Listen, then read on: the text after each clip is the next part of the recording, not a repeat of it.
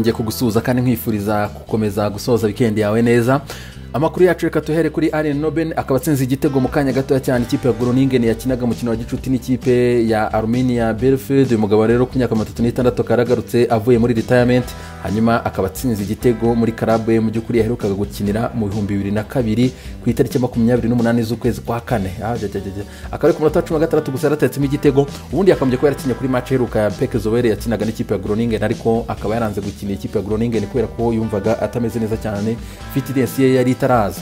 Reka tubwire Kevin De Bruyne felicitation cyane nyuma yo kwibaruka rero umwana wa gatatu muri famiye ye, akaba rero yibarutse umwana w'umukobwa babamuhaye izina rya Suri, hanyuma akaba Kevin De Bruyne rero n'umudamu we Michelle Lacroix bibarutse umwana wa gatatu.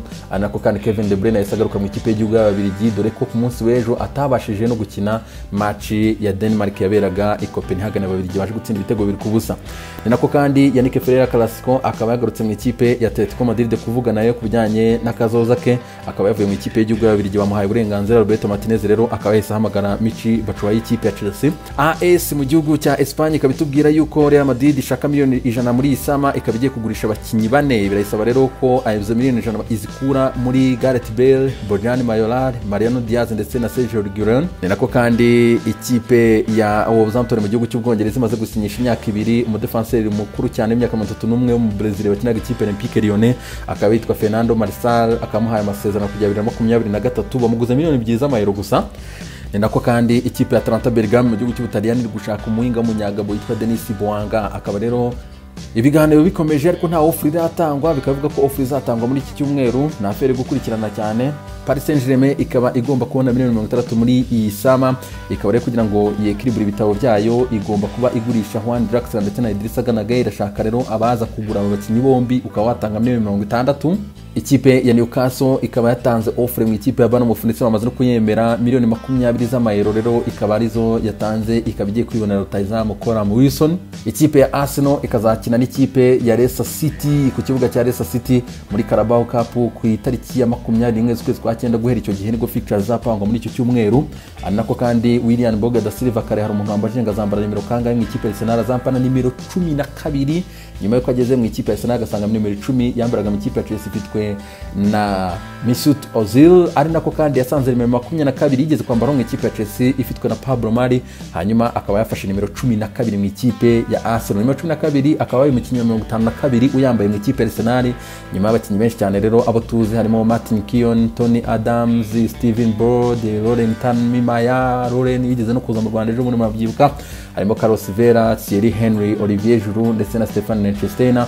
Akaba ngaba rero baragiye bayambara, akaba umukinnyi wa 52 rero wambaye nimero 12 mu ikipe ya Arsenal yitwa William Boga da Silva. Tuva ngaho kandi NMC mu gihugu cy'Ubufaransa iratubwira yuko ikipe Olympique Lyon imaze kwanga offer y'ikipe ya Arsenal, proposal rero ya miliyoni 35 ikongeraho umukinnyi. Bivuga ko ari Matteo Guendouzi, nubwo ibinyamakuru bivuga ko bitari bimuza, ariko je nakuriye amakuru namaze kumenya ko ari Matteo Guendouzi. Bikaba rero bavuga ko bashakaga Houssem Aouar w'ikipe ya Lyon, affaire à suivre. Eddie Nketiah ikipe ya Arsenal yashaka kumutiza Newcastle, akaba ikipe ya mbere maze gupresent ibipapuro byo kumutira. Alexander Lacazette amaze guhakanira abafana ababwira ko atazava mu ikipe ya Arsenal muri isama. Kuri social media rero akamaze kubihakanira abafana y'ikipe ya Arsenal bamwandikiraga. Liverpool ikazahura n'ikipe izatsinda hagati ya Brentford ndetse n'ikipe ya Lincoln muri round ya gatatu ya Carabao Cup. FC Barcelona ikabishaka Gini ndetse na Memphis Depay. Liverpool ndetse na Lyon zikaba zigiye kuyirya hagati ya 50-55 akariza spending kugira ngo igure aba bakinnyi bombi kabisa ubo combiners. Manchester United ikazahura n'ikipe izatsinda hagati ya Reading na Luton muri round ya gatatu ya Carabao. Anako kandi tuvuga big congratulation nanone kuri Bruno Fernandes, akaba rero yamaze kwibaruka umufasha witwa Anna, akaba yibarutse umwana wabo wa kabiri. Samuel Umtiti akagushakira cyane ikipe ya Manchester United. Ikipe ya Barcelona akaba igomba kubanza kwevariwa iyi gahunda muri iki cyumweru, affaire à suivre. Manchester United kandi ikaba iri gushaka Dayot Upamecano, uyu musore w'ikipe ya Leipzig, akaba uramutse ugiye kumugura ubu ngubu muri samagura 54, ariko Daily Star ikaba itubwira yuko Man United yabipostponinze izamugura samitaha ikamugura 38 z'amapaundi, nibwo release clause izayamanutse kugera kuri uwo mubare. Manchester City ikazakina n'ikipe izatsinda hagati ya Bournemouth na Crystal Palace muri round ya gatatu ya Carabao Cup.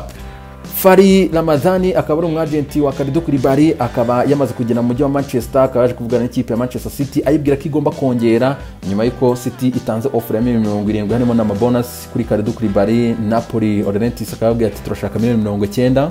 Paris Saint-Germain ikaba igiye kongera amasezerano nyuma ko yarangije amasezerano, ikaba igiye kumuha andi y'umwaka umwe. Choupo-Moting akaba yakinamo igisezo ya 2020-2021 mu ikipe ya Paris Saint-Germain. Affaire à suivre les amis, bibe byiza cyane.